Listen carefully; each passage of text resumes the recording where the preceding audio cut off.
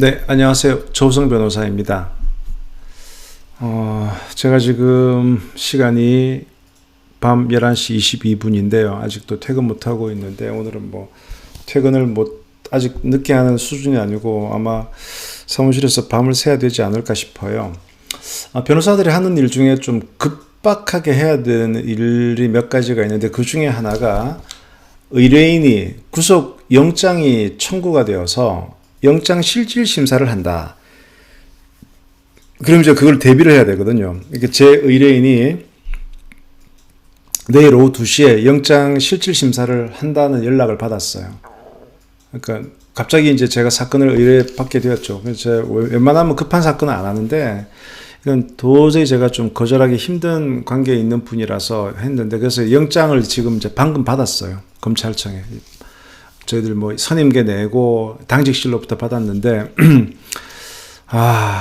이게 그냥 의뢰인한테 얘기 들었던 것에 비해서는 영장 내용이 조금 시리어스해서 좀 고민이긴 합니다. 그래서 오늘 어차피 꼬박 밤을 새워야 될 것 같은데, 잠도 좀 깨우고 여러분들께 좀 상식적인 차원에서 이거를 좀 알려드리려고 구속영장에 대한 말씀을 좀 드릴게요. 구속영장은 사람을 이제 가두는 건데, 보통 이런 절차가 있습니다. 1차 수사기관이 경찰, 사법경찰관이거든요. 사법경찰관이 수사를 하다가 이 사람은 일단 구속을 해서 수사를 해야 되겠다라고 판단을 하게 되면 구속영장을 신청을 하게 돼요. 신청. 누구에게? 검사에게. 그럼 검사가 그 신청을 딱 받아가지고 이 사람 진짜 구속 좀 해야 되겠구만. 그러면 법원에다가 청구를 해요. 신청과 청구는 달라요. 근데 검사 입장에서 보더라도 이거는 굳이 구속영장까지 할 필요가 없겠는데 라고 하면 검사선에서 카트 시켜요. 그거를 검사가 구속영장 신청을 기각했다, 이런 표현을 쓰거든요. 그래서 신문 같은 데 보면은 경찰이 기껏 영장을 올렸더니 검찰이 영장 신청을 기각했다. 이거 검찰이 비호하는 거 아니냐, 이런 이제 비판도 많이 하고, 그래서 이제 이런 것들 때문에 검경 수사권 독립 얘기가 나오죠. 자, 근데 이제 검사가 보더라도 이 사람은 영장이 필요하겠어요. 그래서 영장을 법원에다 청구를 하면 법원은 영장을 이제 발부를 하거나 기각을 하겠죠. 그런데 법원이 구속영장을 발부하거나 기각하기 전에 이거 피의자 얘기 한번 들어보자. 진짜 피의자를 직접 한번 만나보고, 내 눈으로 보고, 판사가 내 눈으로 보고 판단을 한번 해야 되겠다라고 하는 것을 구속영장 실질심사라고 해요.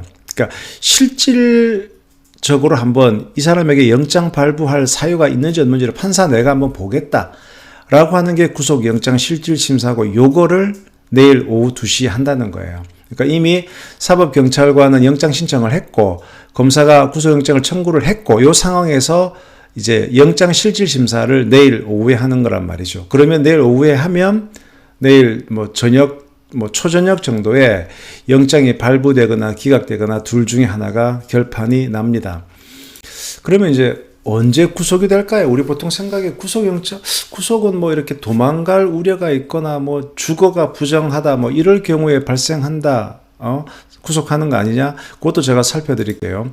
그 구속사유는 형사소송법에 나오는데요. 이렇게 나옵니다. 201조 1항.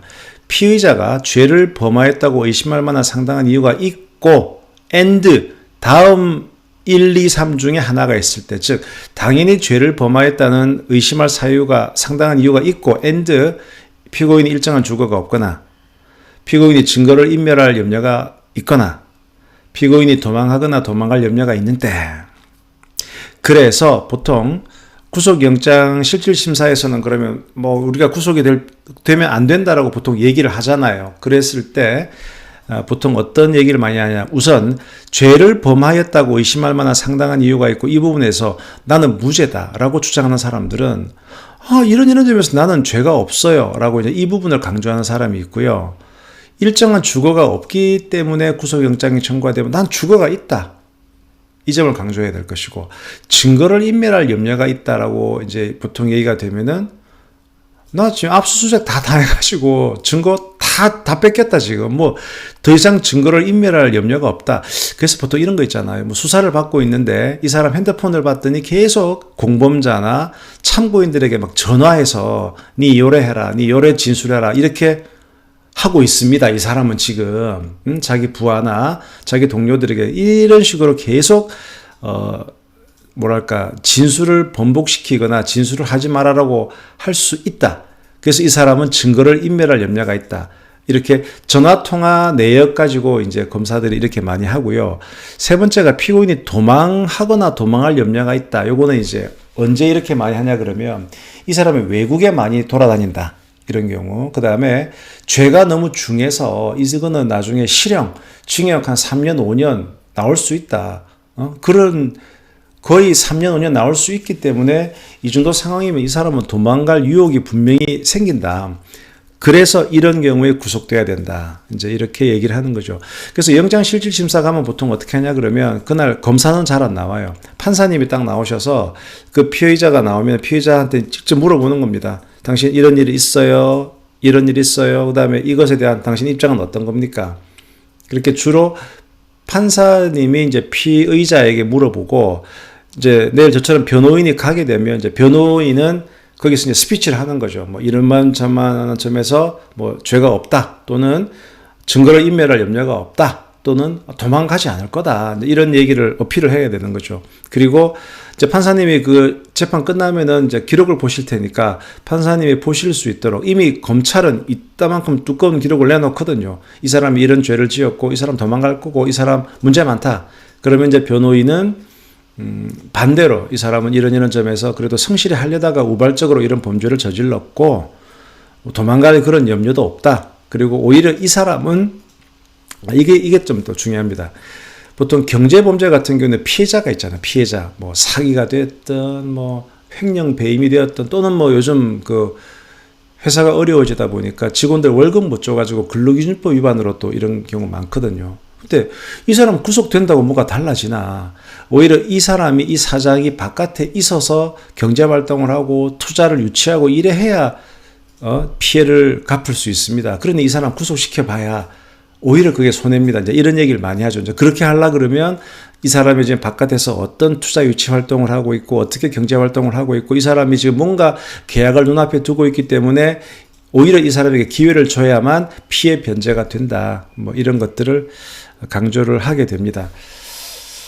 그래서 제가 최소한 한 200페이지 정도의 뭔가를 쓰고 뒤에 에비던스를 붙이고 이 변호인 의견서를 제공을 써야 되는데 그래서 지금 하고 있는 사건도 어느 회사의 대표이사님이라서 그 뭐 관련 기록들을 지금 다 받고 유리한 사유들 다 지금 달라 그래서 단톡방 하나 만들어 가지고 계속 자료 받고 지금 저는 작업을 이제부터 해야 됩니다. 그래서 커피 한 잔 먹고 커피 지금 밤에 좀 사가지고 와서 지금 이렇게 마시면서 하고 있는데 내일 오후에 가서 영장실질심사 하고 이제 저녁에 결판이 나겠죠. 영장이 발부가 되든가 기각이 되든가 이제 마지막까지 최선을 다해야 되겠습니다. 하여튼 저는 오늘 밤은 아주 환하게 밝힐 것 같네요. 여러분들은 얼른 일찍 잠자리에 드십시오. 편히 주무시기 바랍니다. 그러면 내일 또 여러분들 찾아뵙도록 하겠습니다. 지금까지 러프머스노의 조성 변호사였습니다. 감사합니다. 신뢰감이